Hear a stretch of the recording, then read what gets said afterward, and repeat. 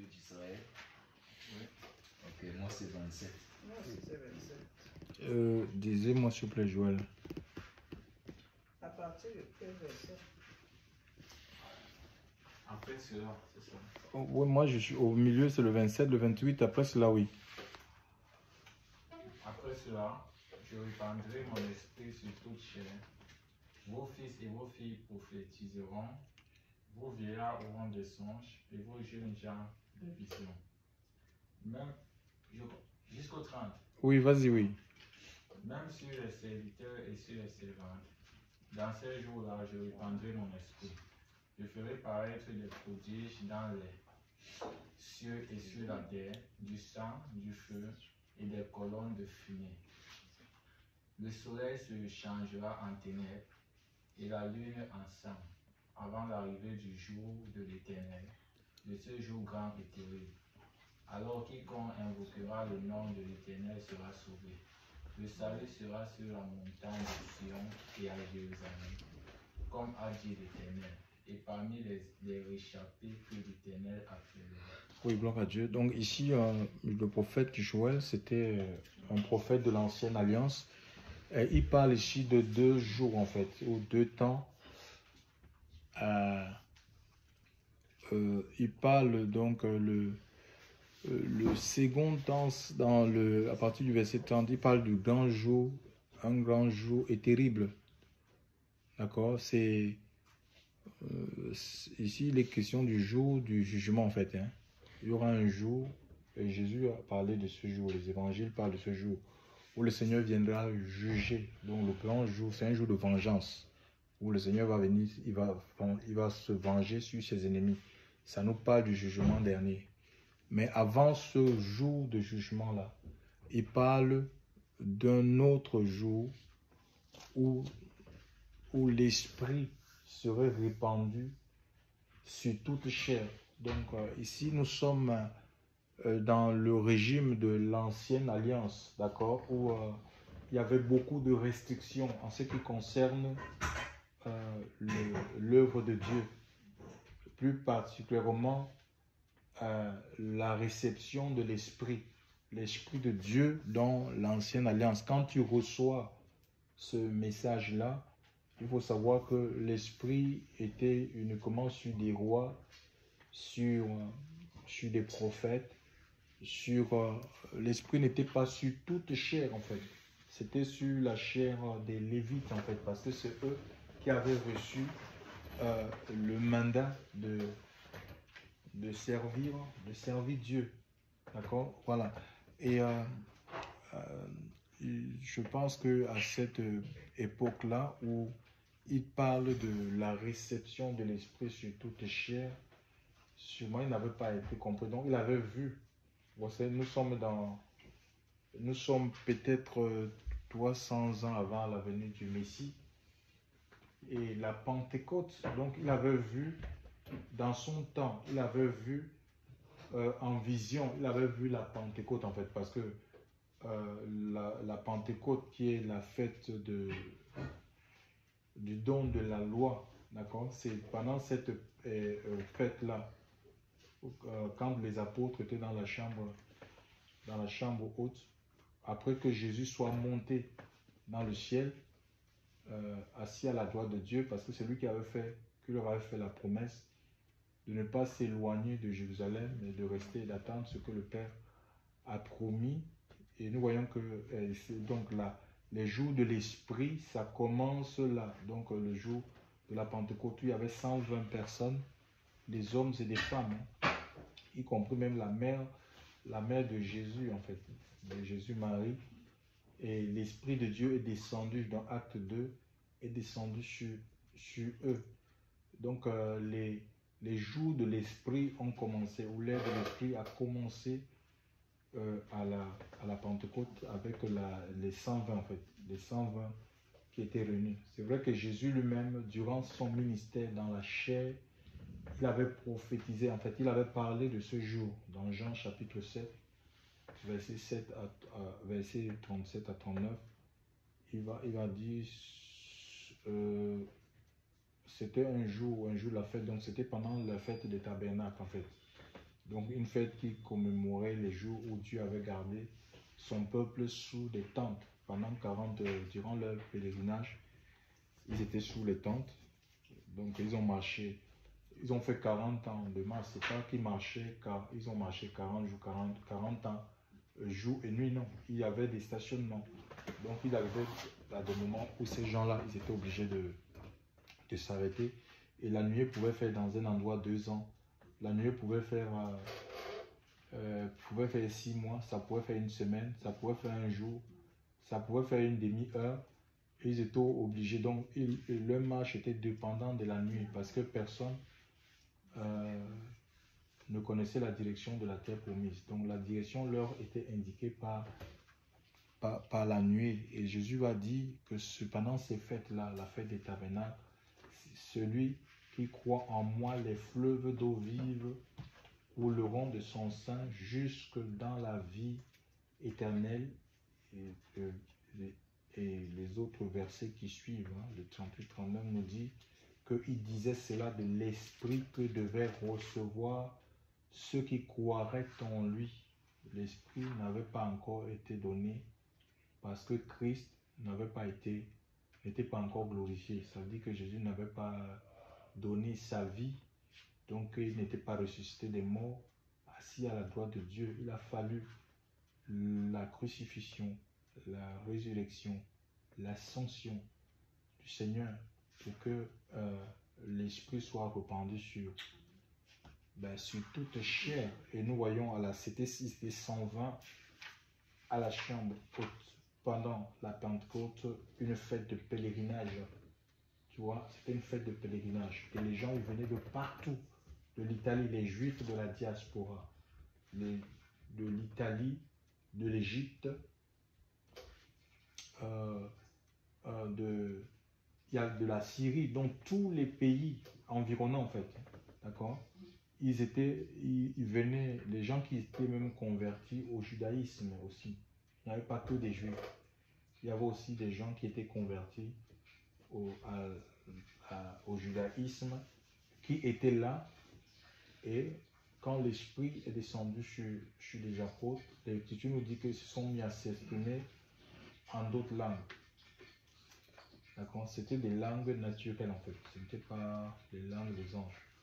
C'était des langues naturelles, puisque les gens qui étaient venus à cette époque-là, ils reconnaissaient ces langues. Ils disaient, mais ces gens-là sont en train d'annoncer les merveilles de Dieu. D'autres disaient qu'ils sont ivres.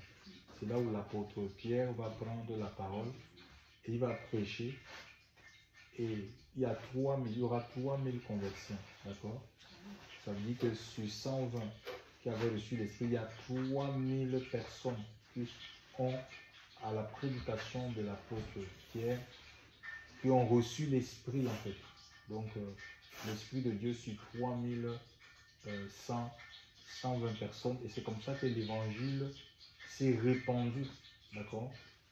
L'Évangile s'est répandu partout, parce que les gens qui étaient venus, ils étaient venus pour une fête, et ils sont retournés avec quoi? Étant témoins. D'accord? On n'a pas bloqué ces gens-là. Les apôtres n'ont pas bloqué ces gens-là à Jérusalem pour dire, bon, maintenant on va vous faire d'abord des formations pour que vous alliez devenir des témoins dans vos contrées. Tu vois, c'est l'Esprit de Dieu qui vient sur toute chair. Parce que l'Écriture nous parle de que la chair, elle est faible en fait. La chair ne peut pas obéir à Dieu. Donc l'Esprit de Dieu vient pour apporter quoi? La force, pour donner la force. Il est appelé, on peut lire ça, Ésaïe 11, s'il vous plaît.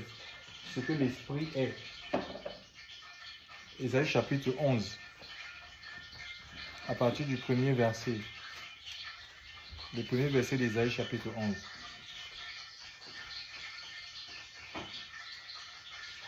C'est quoi ça?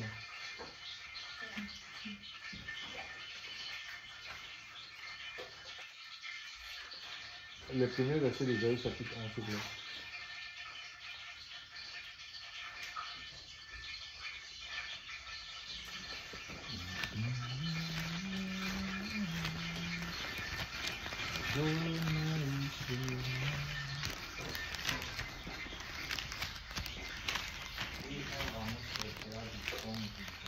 Oui. Et un rejeton naîtra de ses racines. L'Esprit de l'Éternel reposera sur lui. Esprit de sagesse et d'intelligence, Oui. esprit de conseil et de force, esprit de connaissance et de crainte de l'Éternel. Oui, voilà, donc on voit l'Esprit de Dieu, donc là, c'est une prophétie qui concerne Jésus, d'accord? Et on voit que toute la plénitude de Dieu était en lui. Jésus était rempli de l'Esprit de Dieu. Et il a parlé sur cet Esprit, il a parlé de ce jour où l'Esprit serait répandu, mais il fallait que lui passe d'abord par la mort, la résurrection, l'ascension. Et donc, l'Esprit, quand il vient avec toutes ces vertus-là, en fait, que nous venons de lire. Là. Ça vient avec la sagesse. Hein? Ça vient avec la crainte de Dieu. Donc, on ne peut pas pécher et dire que parce que le pasteur ne m'enseigne pas bien. Non. Mais ce que tu as, l'Esprit de Dieu, il met la crainte de Dieu qui va t'amener à haïr le mal, à haïr le péché, en fait. Donc, parce qu'on dit que, je crois qu'il y a un proverbe 9, dit que la crainte de Dieu, c'est le commencement de la sagesse. Donc, la sagesse, donc, tu vas, pour marcher sagement, la crainte de Dieu va t'amener à marcher dans la sagesse de Dieu. D'accord? Il va donner l'intelligence, la connaissance. D'accord? La connaissance, la compréhension. Donc, on n'est pas le discernement, ce qu'on appelle le discernement, en fait. D'accord? Pour savoir discerner ce qui est de Dieu, ce qui n'est pas de Dieu. Tu peux prendre ton corps, aller dans la boîte de nuit et dire que parce qu'on est enceinte femme, ça veut dire qu'il y a un problème. Parce que quand on dit que l'Esprit de Dieu vient, on n'aura plus besoin. Par exemple, dans le livre de, on peut lire Actes chapitre 8, verset 10 à 11. Quelqu'un dit Actes chapitre 10, verset 8 à 11. Et aussi 1 Jean 2, 27.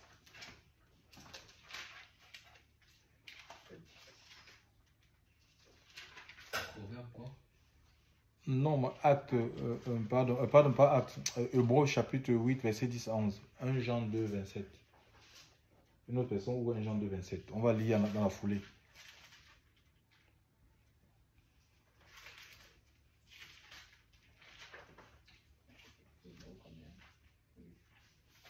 Hébreux 7. Non, Hébreux 8, 10, 11, oui.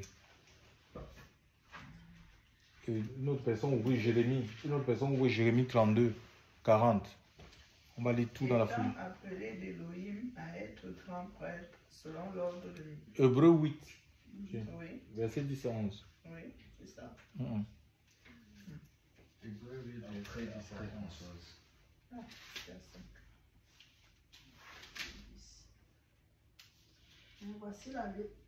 Voici l'alliance. Oui. Ah oui. Mais voici l'alliance, le testament que je ferai après ces jours-là, Oui. avec la maison d'Israël, dit le Seigneur. Je mettrai mes Torahs dans leurs esprits et je les écrirai dans leur cœur. Je serai leur Elohim et ils seront mon peuple. Personne n'enseignera plus son prochain, ni personne son frère, en disant connais le Seigneur, car tous le connaîtront, depuis le plus petit jusqu'au plus grand d'entre eux. En effet, je serai miséricordieux à l'égard de leur injustice, et je ne me souviendrai plus de leurs péchés, ni de leur iniquité. En l'appelant nouvelle, il a déclaré vieille la première. La première alliance, oui, c'est bon. Lis le verset de François. Tu es dans quelle passage?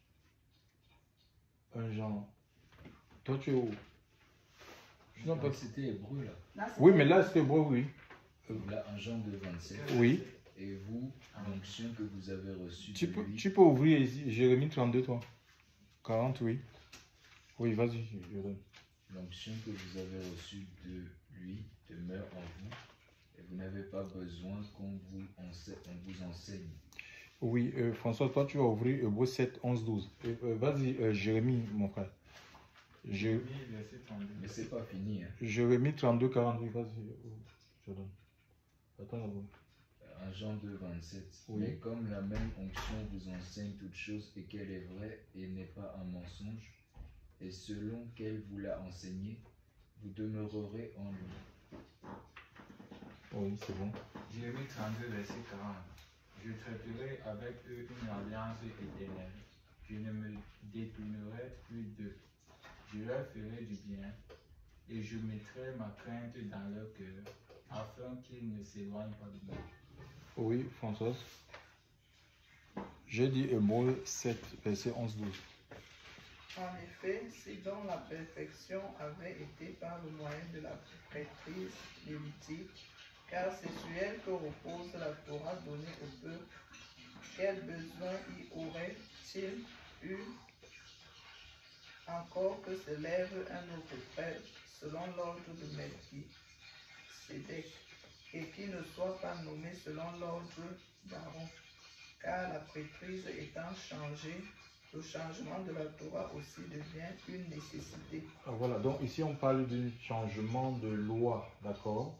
Parce que du temps de Joël, là, quand il a prophétisé l'esprit sur toute chair, il y avait des restrictions, d'accord? C'est un temps où l'œuvre de Dieu était restreinte en fait.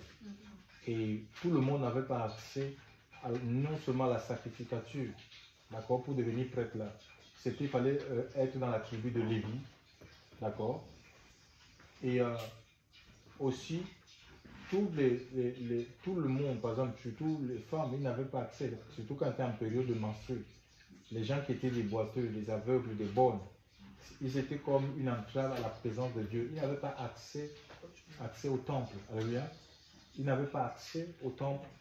Donc, aujourd'hui, donc, le Seigneur, donc, Joël a vu un jour où toutes ces choses seront détruites. D'accord? Donc, parce que même par exemple, la sacrificature voulait que les gens offrent des animaux. D'accord? Les gens, il fallait offrir des animaux, le sang, notamment le sang des animaux, pour le pardon des péchés. Il y avait des hommes qui représentaient les hommes devant Dieu. C'était voulu ainsi. Et avec Jean-Baptiste, Jean c'était un prophète qui était entre la loi, il avait un pied dans la loi, un pied dans la grâce en fait. D'accord? C'est le dernier prophète en fait. Hein. C'est le dernier prophète de la loi, mais il avait un pied dans la loi, un pied dans la grâce. Donc il va présenter le Messie, d'accord? Donc comme étant la source de salut. Et par sa mort, il nous introduit, d'accord? Dans le jour de l'Esprit, c'est ce que nous vivons où nous n'avons plus besoin que les hommes nous représentent, que les hommes soient témoins pour nous devant le Seigneur. Hein, il dit, vous recevrez une puissance, le Saint-Esprit survenant sur vous et vous serez mes témoins. Donc chacun devient témoin de quoi? De la justice, parce que l'Esprit de Dieu vient. Il va bâtir quoi? La justice de Dieu. Ce n'est pas une justice imputée. Parce que c'était sur des lois. C'était sur les tables. Les lois étaient sur les tables de pierre.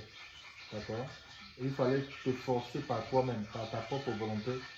Il fallait mettre ces choses en pratique. L'Écriture nous parle, Paul, décrivant ce sacerdoce-là. Le sacerdoce d'Ancienne Alliance, c'était considéré comme le service de la mort. Parce qu'on était tous emprisonnés dans 613 commandements que personne n'avait la capacité de mettre en pratique. C'est pourquoi il y avait 24 classes. Il y a 24 heures en un jour. Et tous les jours, on se sentait, les hommes se sentaient coupables en fait. Coupables de ne pas avoir fait. Coupables de ne pas avoir obéi. Coupable d'avoir eu, c'est-à-dire que quand tu avais la capacité de faire, que tu ne fais pas. Imaginez un peu, on disait même dans la loi de Dieu, tellement le Seigneur avait enfermé les gens, qu'il n'y avait pas de possibilité de dire que tu es juste. Même par exemple, si il dit que tu vois la bête de ton ennemi, si tu vois un animal, l'animal de ton ennemi qui s'égare, imagine sans l'Esprit de Dieu que tu dois aller rendre, Tu peux prendre cet animal, aller rendre ça, c'était. Mais là, ça, c'est pour ça, quelqu'un qui a peut-être tué ton enfant. On se dit que tu rencontres son vœu qui s'est égaré, il va prendre. On peut faire comme si je ne l'ai pas vu, mais Dieu sait que tu as vu. Tu vois un peu, et tu es sous la culpabilité. Donc le Seigneur avait enfermé les gens pour qu'aucune chair ne se glorifie. Et que la seule porte de sortie, c'est quoi? C'est Jésus qui nous est présenté par Jean-Baptiste. Et en acceptant Jésus, nous nous sommes introduits dans le jeu, dans l'ère de l'esprit, où c'est l'esprit de Dieu qui fait que tu ne t'éloignes pas de Dieu, qui fait que tu ne pêches pas. Donc, on n'a pas besoin d'accuser, même si les gens ils prêchent des faussetés. Si réellement ton cœur, on t'a donné ton cœur à Jésus, dans cette fausseté-là, dans ces manipulations-là, le Seigneur il veille sur toi. Il te donne l'intelligence, il te donne la connaissance. C'est une lumière en fait. Hein. Quand on parle d'intelligence, connaissance, sagesse, c'est une lumière. Je ne sais pas comment, je ne peux pas décrire ça en fait. C'est comme un éclairage que tu reçois par rapport à une décision que tu dois prendre. Quelque chose que tu dois rejeter. C'est un éclairage, c'est la lumière. Hein. C'est vraiment une lumière en fait, un éclairage. Comme tu vois la lumière là, la lumière du jour, ou les lampadaires qui sont sur les routes, qui te montrent le chemin, qui fait que tu ne peux pas te garer, que tu marches, la lumière fait que tu marches dans l'assurance, tu n'as pas peur, d'accord? Parce que les ténèbres, c'est faire pas beau de vivre dans les ténèbres, d'accord? La lumière fait que tu n'as pas peur, c'est la lumière, c'est l'esprit de Dieu en fait, c'est la lumière que nous recevons, et si nous avons été baptisés de l'esprit de Dieu, nous devons être continuellement baptisés en fait. C'est pas suffisant en fait. D'accord? Parce que les gens vont dire que moi j'ai été baptisé du Saint-Esprit en 2000. Non, c'est pas suffisant. Quand vous lisez Actes des Apôtres, Acte 2, ils ont été baptisés du Saint-Esprit. Après, il y a quoi? Il y a la persécution. Dans Acte 3, on voit que ils ont commencé à manifester, c'est ça? L'Esprit de Dieu nous amène à manifester les œuvres de Christ. L'Esprit de Dieu n'est pas là pour qu'on s'enroule par terre, qu'on se mette à casser les chaises, mais c'est une puissance qu'on peut contrôler. L'esprit du prophète est soumis au prophète. Comme on voit, on devient extravagant, c'est souvent des spectacles dans les églises pour montrer qu'on a le Saint-Esprit. Non, chers frères et sœurs dans le Seigneur, c'est pour manifester les œuvres de Christ. Pierre et Jean, ils allaient dans le temple, il y avait un boiteux là. C'est pour être en capacité de faire ce que les chefs religieux, les théologiens ne sont pas capables de faire. D'accord? Une preuve que Dieu est avec toi. Ils ont guéri cet homme. Ils vont relever cet homme de ces 40 ans de souffrance, de paralysie, de manche. La paralysie l'avait réduit à une vie de manche, mendicité. Et ça va énerver ces scribes et ces pharisiens-là, au point où ils vont arrêter ces apôtres, en leur défendant de ne plus parler, en chaînant. Mais en même temps, ils étaient conscients que ces apôtres, que c'est les illettrés, que c'était des illettrés, mais ils les reconnaissaient ils marchaient avec le Seigneur. Vous voyez un peu? Donc, le problème, ce n'est pas l'illettrisme. Quand même si tu es un illettré, au contact avec Jésus, mais il parlait de l'intelligence. On a lu Ésaïe 11. Hein? Donc, ce qui s'est produit dans sa propre vie, Jésus lui-même. Il est la racine d'Isaïe. Donc, l'Esprit de Dieu vient avec l'intelligence, avec la sagesse, avec la connaissance, avec la force. La force pour que tu ne tombes plus dans les péchés, l'adultère, de fornication, de masturbation. Il faut que tu n'ailles plus dans des endroits qui sont inappropriés. Le Saint-Esprit va t'arrêter que non, ça, ce n'est pas un endroit pour toi pour partir. Parce que c'est l'Esprit, c'est l'onction sainte en fait. C'est un Esprit saint. Tu peux parler dans des lieux de souillure où tu te plais, dans des endroits qui ne sont pas, ou des conversations qui ne glorifient pas le Seigneur. C'est le Saint-Esprit, chers frères et sœurs. Alléluia. Donc, ça ne peut que nous ramener où? Ça nous amène à aimer Dieu, à aimer les choses de Dieu. Ça nous tire L'Esprit de Dieu nous tire, nous détache de la terre, de la mondanité, chers frères et sœurs, pour nous attacher à Dieu. Ce n'est pas en récitant la loi, puisque c'était dans une période où les gens ils lisaient les lois, ils n'avaient pas. C'est Dieu qui opère ce miracle. Alléluia. Et il nous a dit que le ministère, parce qu'il y a des gens qui sont attachés à la loi, ils sont attachés à Moïse, ils sont attachés à l'ancienne alliance, et que non, ça c'est l'ancienne alliance. C'est dépasser ça. Tu ne peux pas recevoir, si tu es attaché à la, c'est la condamnation en fait. Tu ne peux pas être attaché, tu ne peux pas et espérer avoir le Saint-Esprit. Et il nous a dit que le ministère, donc le service, là, 2 Corinthiens 3, 4, 6. 2 Corinthiens 3, 4, 6, on peut dire ça. 2 Corinthiens chapitre 3, verset 4 à 6.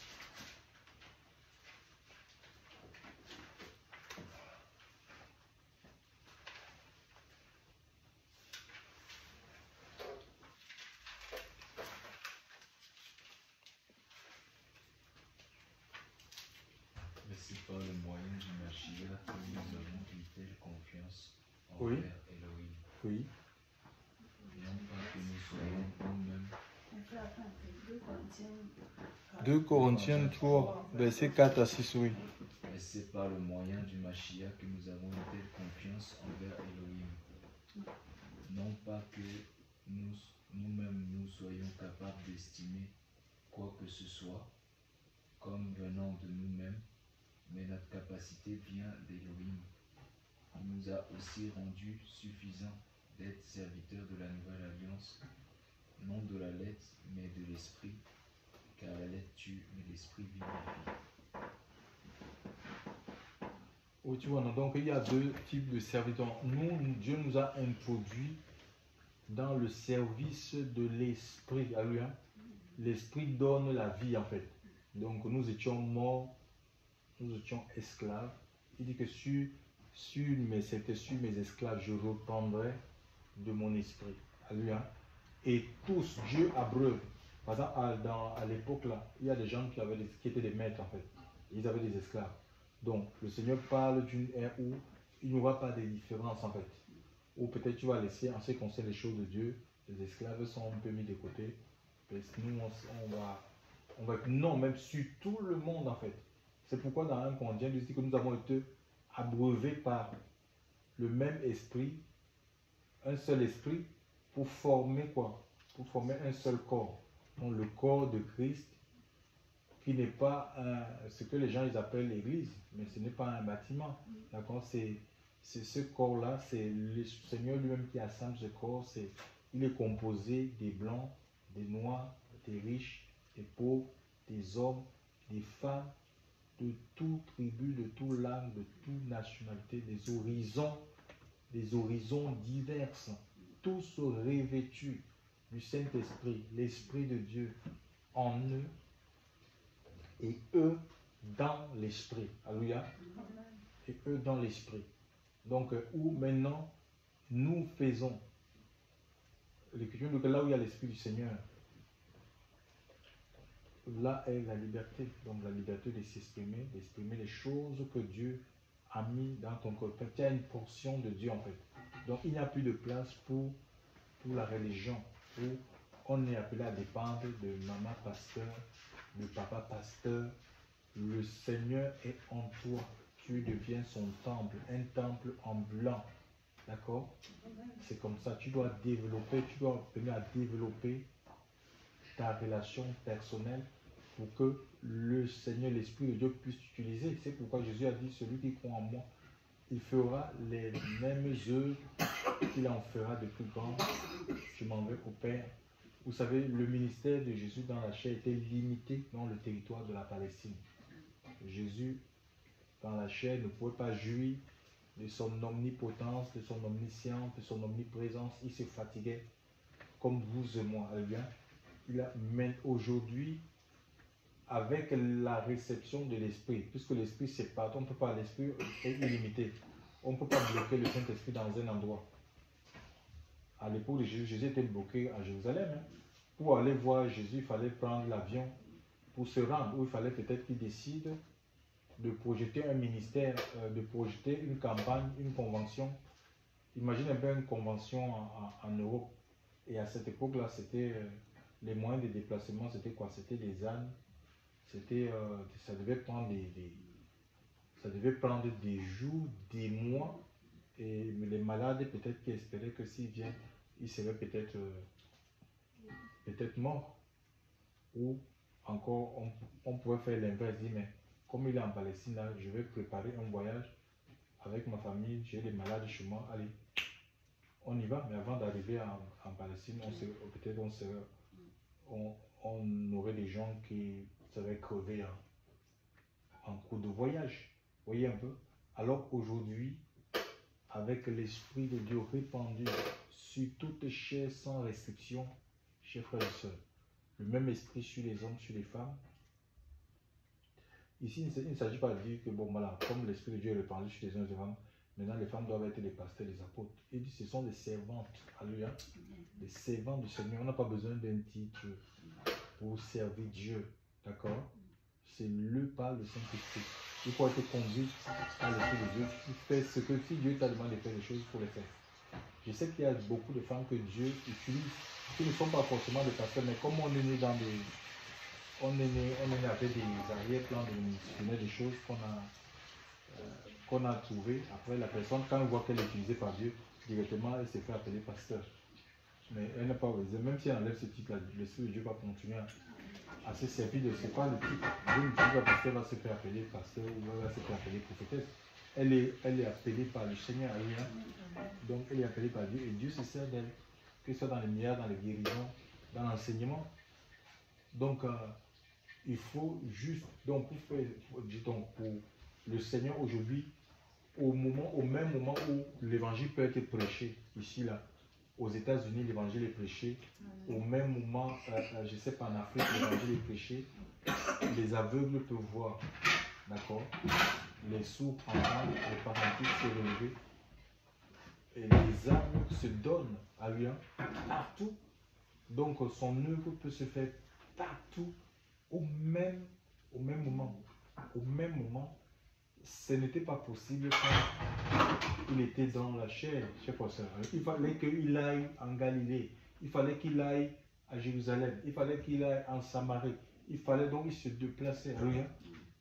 Il se déplaçait. Aujourd'hui, il répandait sur tous les croyants, les gens qui croient en lui, il se multiplie en eux pour continuer, pour perpétuer son ministère.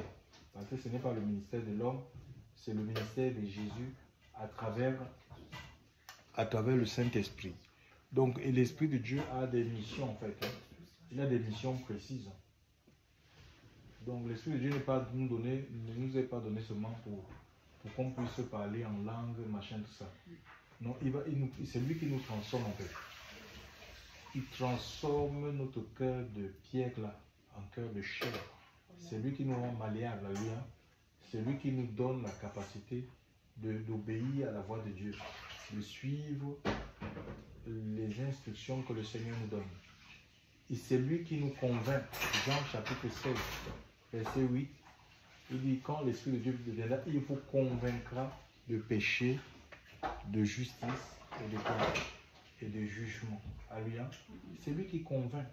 Donc on n'a pas besoin de forcer les gens à la foi. Tu n'as pas besoin de forcer ton mari. Allons à l'assemblée, allons, tu dois venir, tu dois venir, tu dois venir. Tu n'as pas besoin de forcer tes enfants à se convertir. Il y a des gens même qui vont loin.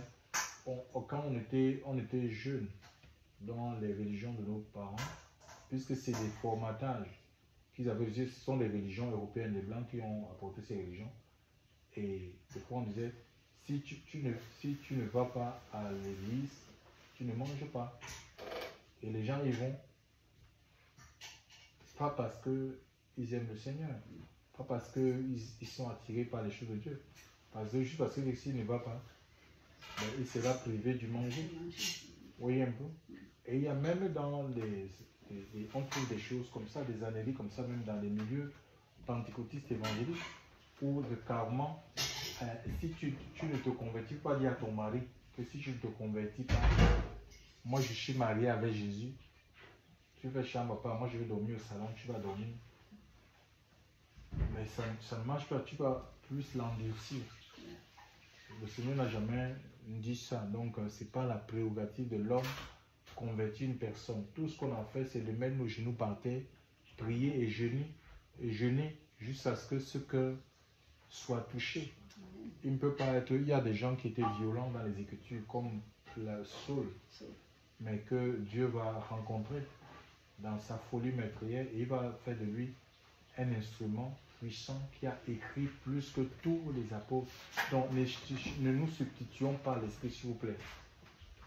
Ne nous substituons pas à l'esprit. Il faut qu'on laisse le chantage, les manipulations pour faire suivre les gens, pour que les gens obéissent, ou la peur, utiliser la peur pour que les gens se donnent. Non. Le Saint-Esprit est suffisant pour convaincre les gens de pécher, pour les plaquer au sol, pour les arrêter. Chers frères et sœurs, alléluia. Nous devons faire confiance à l'Esprit de Dieu. Voilà. Et il a aussi dit,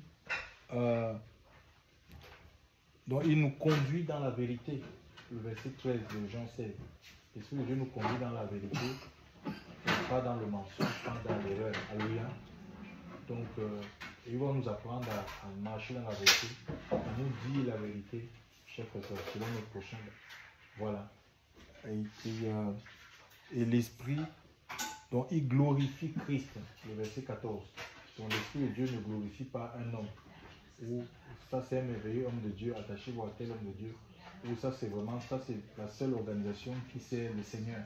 Attachez-vous à cette organisation. Non, mais on s'attache à Christ. Sans moi, vous ne pouvez rien. Nous dit l'Écriture. Alléluia. C'est Jésus et le secte. Hein. Ce n'est pas un homme, ce n'est pas un système associatif, je ne sais pas, dénominationnel, religieux. Donc c'est le Seigneur, on doit être attaché. C'est lui, le sceptre, et nous sommes le serment. Il est la porte. Alléluia. C'est lui qui est la porte des brebis. Ce n'est pas une organisation, ce n'est pas un mouvement. Tu ne peux pas imposer que suis telle personne ou il faut que tu écoutes telle personne. Non. Il faut laisser les gens eux-mêmes exercer par eux-mêmes exercer le Saint-Esprit. Ce sont les enfants du Seigneur. Alléluia. François Dumont n'occupe pas forcément les mêmes prédicateurs. Hein. D'accord. Mais je ne peux pas lui imposer qu'il faut que tu suives tu dois écouter les prédicateurs que moi j'écoute. Non. Elle est libre, elle les son discernement. Je peux partager, je peux lui envoyer. Et après, elle va exercer son discernement. Je connais des gens ici qui écoutaient certains hommes de Dieu qui sont dans le message de prospérité, mais à eux-mêmes, ils sont venus me dire que non, que c'est bizarre, il y a quelque chose qui ne vont pas. Et c'est comme ça que le Seigneur nous réajuste. Sinon, on va devenir comme des enfants, des gens qui ne peuvent pas exercer eux-mêmes leur propre analyse. Alléluia. Et l'Église ne grandit pas. Alléluia. Ou n'allez pas écouter d'autres prédicateurs sur Internet, tu ne peux pas dire ça aux gens. Ils vont pas grandir. Toi, ta responsabilité, c'est de prêcher. Il faut que tu prêches la vérité. Que tu glorifies Christ. Et ils verront, par rapport aux autres choses qu'ils vont présenter, que mais là, c'est l'homme qui se met en avant. Là, c'est la chair. Il parle plus de son organisation. Il parle de son propre chef. C'est comme ça. C'est la vérité qui garde les gens, en fait. Vous connaîtrez la vérité vous affranchira. Donc, il faut glorifier Christ. Il est la vérité. Il est le chemin. Alléluia. Il est la vérité. Il est la vie. Il est la source d'eau vive. Alléluia. Il est la porte des brebis. Donc, c'est lui qu'on doit mettre en avant. Alléluia. Pas autre chose. Pas un système quelconque. Alléluia. Parce que tout ça, c'est fragile. Il est le rocher des siècles.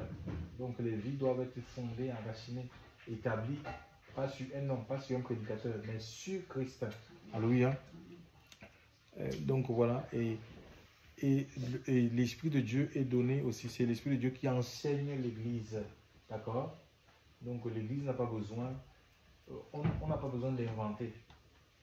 Le problème, c'est qu'aujourd'hui, comme nous on a on fonctionne un peu avec des systèmes qu'on a fini d'établir. Où c'est une seule personne, on a fonctionnalisé l'œuvre de Dieu. On va mettre un pasteur, c'est lui qui prêche et mardi, mercredi, dans tous les programmes. C'est seulement lui. À un moment donné, mais il peut être en panne d'inspiration parce que Dieu ne partage pas sa gloire avec les hommes. Imaginez un peu, on voit la vie du prophète Élie. Élie a connu des moments où Dieu lui demandait d'aller se cacher. Vous voyez un peu? Et quand Dieu est caché, tu ne veux pas enseigner. Mais est-ce que ça veut dire que les gens ne sont pas enseignés? Dieu peut les enseigner par d'autres personnes. Il peut les enseigner à travers des circonstances. Donc, c'est ça le problème. Et on est obligé, quand on n'a plus d'inspiration, se met à inventer des messages. Hein? Quand tu lis Apocalypse, les lettres là, il y a les lettres que l'apôtre Jean va recevoir pour ces 7 églises. Et on voit que les lettres ne se ressemblent pas en fait. Hein? Chaque église reçoit une lettre qui lui est propre, qui lui est adressée en fonction de l'état dans lequel cette église se trouve. Voyez un peu, c'est par rapport à l'état de l'église. Donc, maintenant, si nous, on croit qu'on veut entendre des choses qui vont nous chatouiller les oreilles, non, le Seigneur va donner un message en fonction de l'état dans lequel se trouve le milieu. D'accord? S'il doit réprimer le péché, s'il y a le péché en notre sein, il va réprimer, il va donner un message de repentance. Donc les messages sont contextualisés, diversifiés. Chers frères et sœurs, alléluia. Le message qu'il envoie à l'église d'Éphèse, c'est différent de celui qu'il envoie à l'église de Pergame. Le message que Pergame reçoit, ce n'est pas le même message que Laodicée reçoit, parce qu'il traverse des situations diverses en fait. Et le Seigneur veut parler. Pourquoi il parle au cœur? Parce qu'il veut nous amener à ne pas nous asseoir sur là où on est en fait. Il nous amène à un changement, une vie de changement en fait. Nous on aime parfois on aime les zones de confort, on aime s'asseoir sur les acquis. Non, c'est pas comme ça en fait. Donc on est toujours appelé, on doit, même si l'église où il y a l'amour, tu dois demeurer, tu dois continuer à aimer. Une église qui s'est sanctifiée, elle est amenée à continuer à rechercher la sanctification, parce qu'à un moment donné, tu peux t'arrêter, de se sanctifier. Il y a des situations, des circonstances qui peuvent se présenter pour t'amener à une vie de souillure.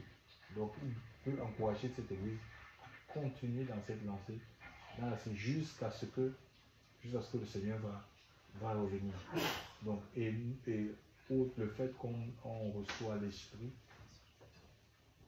on a besoin de continuellement être rempli en fait. C'est quand l'apôtre Paul, je crois dans Éphésiens 4,16, hein, il dit: ne vous enivrez pas de vin, c'est de la débauche, soyez continuellement remplis du Saint-Esprit. Alléluia. Il y a un fleuve qui coule du cœur de Dieu. Alléluia. Mais il faut avoir soif en fait. Il faut que nous ayons soif du Seigneur. Alléluia. Et seule cette présence, cette eau-là est à même d'étancher nos vies. Et nous avons besoin de ce Saint-Esprit-là pour vivre sur la terre. Le monde est tellement rude. La vie est tellement difficile. La vie est tellement compliquée. Il y a des situations qui sont complexes qu'on ne sait pas comment on va s'en sortir. Nous avons besoin de la sagesse de Dieu. Que le Seigneur nous donne l'inspiration pour prendre souvent certaines des décisions en fait, d'accord? Vraiment, attachons-nous au Seigneur, alléluia. Et nous vivons ces jours et chacun doit développer, chacun peut être un instrument, alléluia. Un instrument, un vase, un puits. Il dit: les fleuves couleront, alléluia. Donc Dieu veut que cette vie jaillisse, et ici nous pourrons nous aussi abreuver pour que nous devienions aussi des sources de canaux, chers frères et sœurs, par lesquels l'eau de Dieu passe pour abreuver, pour arroser les vies, chers frères et sœurs, alléluia, pour abreuver les vies, pour étancher la soif. Et le monde a faim, le monde a soif, alléluia. Donc il n'y a rien dans ce monde qui peut combler le vide de l'homme, parce qu'il y a une partie de Dieu en l'homme, alléluia. Et cette partie-là, si cette partie-là ne rencontre pas Christ, mais les gens seront vides, alléluia. C'est pas vont se jeter à toutes sortes de perversions, des choses mauvaises. Que le Seigneur nous aide à nous ouvrir davantage, alléluia. Il faut s'ouvrir davantage. Nos vies sont comme des vases, alléluia. Laissons le Seigneur non seulement nous purifier, chers frères et sœurs, enlever ce qui est enlevé, qu'on ne résiste pas. Et que nos vies soient débordant de sa vie, de sa présence. Il dit qu'il veut nous donner une mesure serrée, secouée, une mesure tassée, une mesure de son esprit qui déborde. David, qui était même dans l'ancienne alliance, il a expérimenté, il était roi. Je vous ai dit que c'était sur les rois. Et il dit que sa coupe débordait. Alléluia. Débordait de quoi? de la présence de Dieu. C'est quelqu'un qui a eu beaucoup de combats, mais il est resté attaché au Seigneur. Le Seigneur était sa paix, était sa joie pour expérimenter la paix dans les moments difficiles, dans les moments critiques. Alléluia. Tu as la paix de Dieu, tu es dans le repos du Seigneur. Prions Dieu ce matin, vraiment qu'il nous visite à nouveau. Nous avons besoin de lui, nous avons besoin de son esprit, nous avons besoin de sa présence. Et s'il y a des choses qui font obstruction, chers frères et sœurs, que ces choses soient consumées par le feu du Saint-Esprit, que toute la place, qui prenne la place du roi. Nous prions le Seigneur, notre Dieu, notre roi. Seigneur, ce matin encore, nous voulons te rendre gloire, Seigneur. Nous voulons te rendre honneur, Seigneur, pour, Seigneur mon Dieu, mon Père, ce privilège que tu nous fais de pouvoir communier avec toi. Seigneur mon Dieu, mon Père, Seigneur, tu nous demandes de rechercher premièrement le royaume et ta justice. Tout nous sera donné par-dessus. Mon Dieu, mon Père, nous prions de nous aider. Que la puissance de ton Esprit Saint, Seigneur, opère en nous, Seigneur. Chasse la confusion. Aide-nous à grandir, à gravir des échelons. Seigneur, nous enraciner en toi. Seigneur, qui est la profondeur. Que la puissance de ton Esprit soit à l'œuvre, Dieu. Seigneur, mon Dieu, mon Père, chasse la confusion. Les œuvres des ténèbres, donne-nous, quelles que soient les épreuves, quel que soit ce que nous pouvons endurer. Seigneur, qu'on reste focalisé sur toi. Que le monde et ses attraits n'ont aucune influence dans notre vie. Que la crainte de ton nom, Seigneur Dieu Père, nous garde à marcher dans la sagesse. Seigneur mon Dieu, mon Père, Seigneur, renouvelle l'intelligence, donne la connaissance, donne la sagesse, le discernement. Seigneur mon Dieu, mon Père, rends-nous sensibles à la voix du Saint-Esprit. Seigneur, que le monde et ses attraits n'ont aucune prise. Mon Dieu, mon Père, Seigneur. Mon Dieu, mon Père, mon Dieu, mon Père, donne-nous de rentrer pleinement dans ton plan. Seigneur, mon Dieu, mon Père, Seigneur Dieu Père. Et que ta grâce continue à couler, à se manifester, Seigneur. Que ta grâce continue, Seigneur Dieu Père, à se manifester dans notre vie. Nous te disons merci pour tout ce que tu fais. Merci pour l'activité du Saint-Esprit.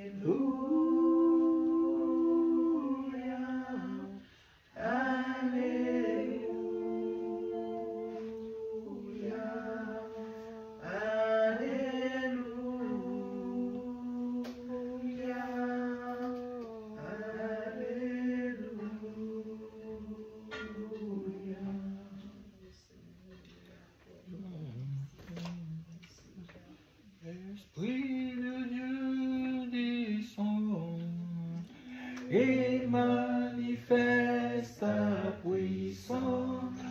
Esprit de Dieu descend et manifeste ta puissance. Oh Dieu descend et manifeste ta puissance. Oh Dieu descend et manifeste. Esprit de Dieu, Esprit de Dieu descend et manifeste ta puissance. Esprit de Dieu descend et manifeste ta puissance. Ô Dieu, descends et manifeste ta puissance. Ô Dieu, descends et manifeste ta esprit de feu, esprit de feu, des feux de Dieu, et manifeste ta esprit de feu, esprit de feu, le feu de Dieu, et manifeste ta puissance. Ô Dieu, descends, Yahweh,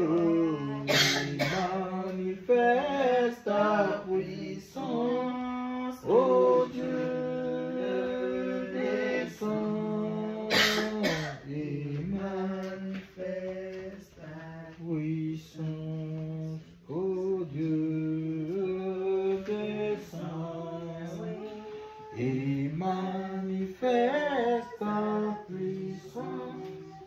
Ô Dieu, descends et manifeste ta puissance. Seigneur, tu es le Dieu tout-puissant, tu es le véritable El Shaddai est ton nom, Seigneur.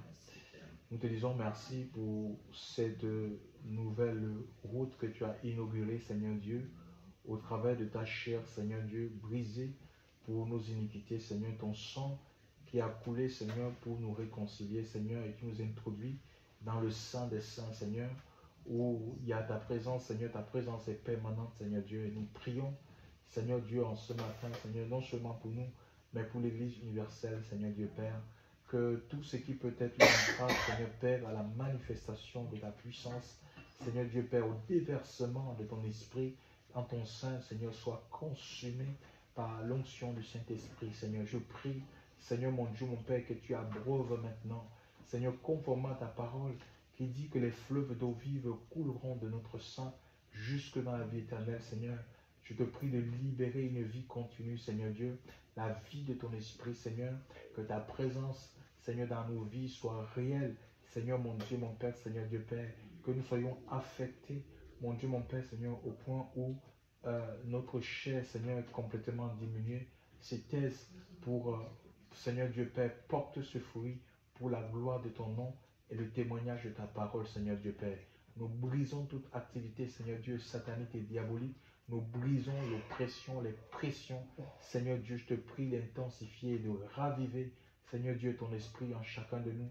Seigneur, augmente la connaissance, la compréhension, les mystères de ton royaume, Seigneur Dieu. Que tout ce qui se lève pour nous arrêter, pour freiner notre marche, notre élan, Seigneur, soit mis hors d'état de nuit, Seigneur Dieu Père. Et que nos progrès en toi soient évidents. Seigneur, tu nous amènes de transformation en transformation, Seigneur, de victoire en victoire, d'élévation en élévation, de gloire en gloire, comme le Seigneur l'Esprit. Merci, Seigneur Dieu, pour ce que tu fais, Seigneur. Ce que tu fais est parfait pour chacune de nos vies. Que ton nom soit béni. J'ai une pensée pour tous ceux-là qui ont lâché ta main pour diverses raisons, Seigneur. Ramène-les sur le droit chemin, Seigneur Dieu. Sois béni pour tout ce que tu fais.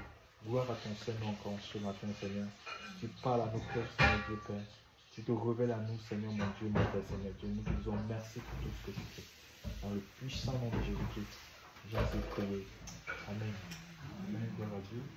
Bon, si quelqu'un a prévu faire une offrande, sans demander à l'église, nous l'espérons que c'est bien.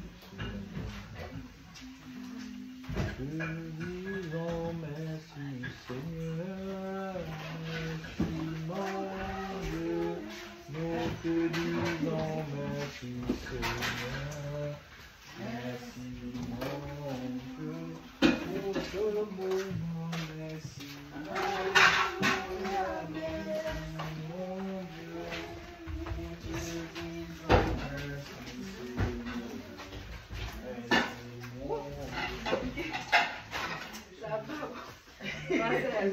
Merci, Seigneur.